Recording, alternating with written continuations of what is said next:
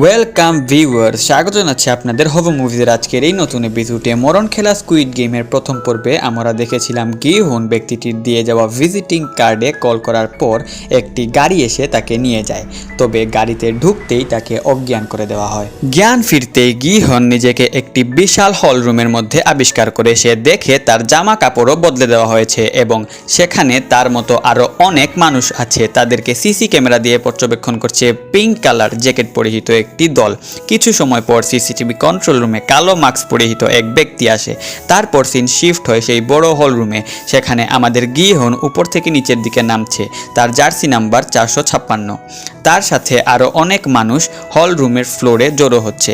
নিচে নামার সময় গিহুন এক বৃদ্ধ ব্যক্তিকে দেখতে পায় যার জার্সি নাম্বার ছিল 001। বৃদ্ধ লোকটি প্লেয়ারদের গুণ ছিল। গিহুন লোকটিকে জিজ্ঞাসা করে, আপনি এখানে কি করছেন? বৃদ্ধ লোকটি বলে, আমাকে কথা বলিও না, আমার মনোযোগ নষ্ট হবে। গিহুন আবারও জিজ্ঞাসা করে, আপনি কি এটা গুনছেন যে এখানে কতজন লোক আছে? বৃদ্ধ লোকটি বলে, হ্যাঁ, এজন্যই তো বলছি আমাকে কথা না বলাতে।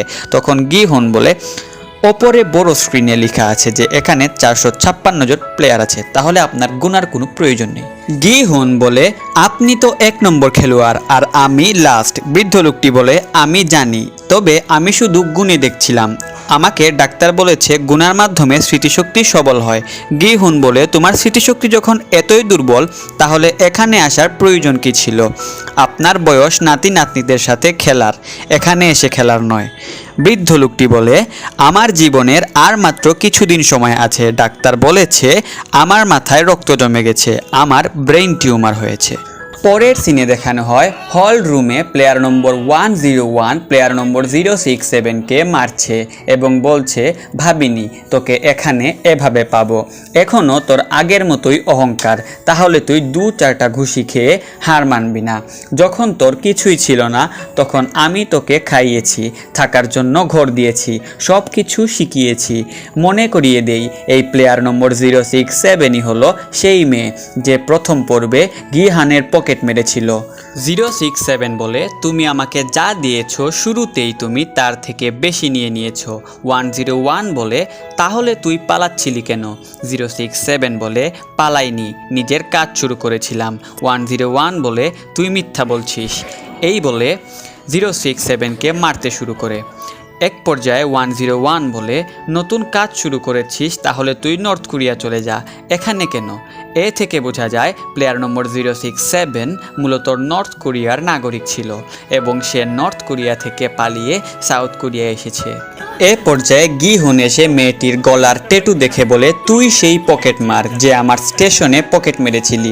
তুই আমার টাকা দে, আমি জানি টাকা তোর কাছে আছে, বল আমার টাকা কোথায় রেখেছিস? এ সময় প্লেয়ার নম্বর 101 গিহানকে আটকায় এবং তাদের মাঝে ঝগড়া শুরু হয়। 101 বলে, এর সাথে এখনো আমার হিসাব করা বাকি। গিহান বলে, মাফ করো, কিন্তু আমার এই পকেট মারের সাথে কিছু জরুরি কথা বলার আছে। 101 বলে, তোর এই মেয়ের সাথে কি সম্পর্ক? গিহান এই কথা শুনে রেগে যায় এবং বলে, তুই আগে বল তোর এই মেয়ের সাথে কি সম্পর্ক? তুই তাহলে ওই ধরনের গুন্ডা যে এই সব মেয়েদের ফায়দা নেয়। তুই তাহলে সেদিন এই মেয়েকে পাঠিয়েছিস আমার পকেট মারার জন্য। তুই হলো গুন্ডা আর এই মেয়ে হলো পকেট মার। প্লেয়ার নম্বর 101 কথা শুনে রেগে যায় এবং গিহানকে মারতে আসে। এমন সময় পিঙ্ক কালারের জ্যাকেট পরা ও ব্ল্যাক মাস্কের সিকিউরিটিদের এন্ট্রি হয়। তাদের মধ্যে একজন এসে বলে, আপনাদের সবাইকে এখানে আসার জন্য ধন্যবাদ। আপনারা সবাই 6 দিন এখানে 6টি আলাদা আলাদা খেলায় অংশ নেবেন এবং যে ব্যক্তি এই 6টি খেলাই জিতবে তাকে অনেক টাকা পুরস্কার দেওয়া হবে। তখন ভিড়ের মধ্যে থেকে এক খেলোয়াড় বলে, তবে আমরা তোমাদের ভরসা কেমনে করব? সবার প্রথমে তোমরা আমাদের অজ্ঞান করেছো, তারপর আমাদের সকল কিছু নিয়ে গেছো এবং এই ঘরে এনে আমাদের বন্দি করেছো, আর এখন আমাদের সামনে এসে বলছো কিছু গেম খেললেই আমরা টাকা পাবো, আর তুমি বলতে চাইছো আমরা তোমাদের এই কথাগুলো বিশ্বাস করব। তখন সিকিউরিটি বলে, আমরা এগুলো করেছি যাতে আপনাদের কেউ চিনতে না পারে। আমাদের বিশ্বাস করুন, গেম শেষ হতেই আপনাদের সকল কিছু আপনাদের কাছে ফিরিয়ে দেওয়া হবে। অপাশ থেকে এক মহিলা বলে উঠে, আপনারা আপনাদের চেহারা মাস্ক দিয়ে কেন ঢেকে রেখেছেন? তখন সিকিউরিটি বলে, আমরা আমাদের স্টাফদের পরিচয় ও চেহারা কখনো খেলোয়াড়দের দেখাই না।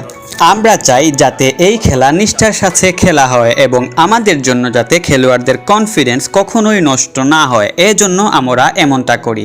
তখন ওপাশ থেকে একজন বলে ওঠে, আমরা তোমাদের কথা এখনো বিশ্বাস করি না।